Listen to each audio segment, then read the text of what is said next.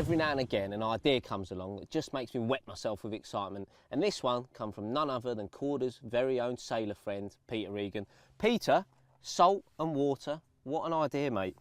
Basically, the theory behind it is that you can mix any form of particle in with salty water and then apply it to PVA bags and it won't melt the bags until obviously you cast that bag out into normal unsalty water, and then you've got a little carpet of food right by your hook bait.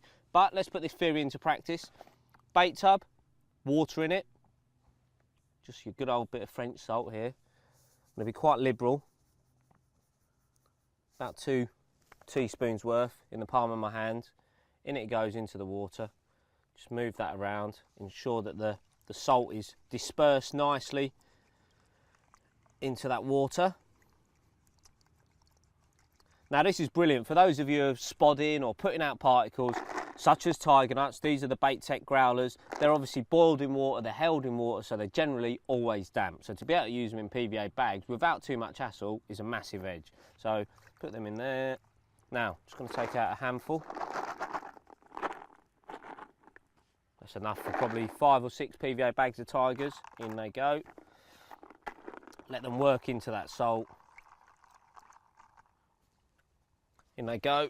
Right, we're going to use the original funnel web system. That's the largest of the 3. We've obviously got the boilie and the long chuck. This is the one I prefer to use a lot. It gives you a lot of versatility, even though the long chuck is really good for small bags and the boilie one also. You can also make this as small as you want. So what we're going to do now, just tie this off as I've got a tiny little hole in it. So in it goes into the PVA. Pull it down. And now normally that should have already melted, so it's looking good. Right, I've made a big loop there. Now I'm going to pull this nice and tight.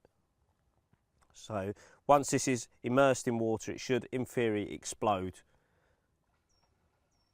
Just like that carp's done on the surface, right in my swim. Another loop.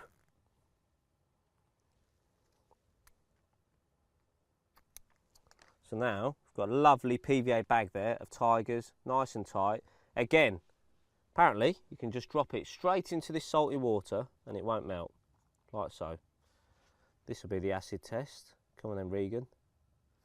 He's only right. There we go, look. Had it in there for 10 or so seconds. Nothing's happened.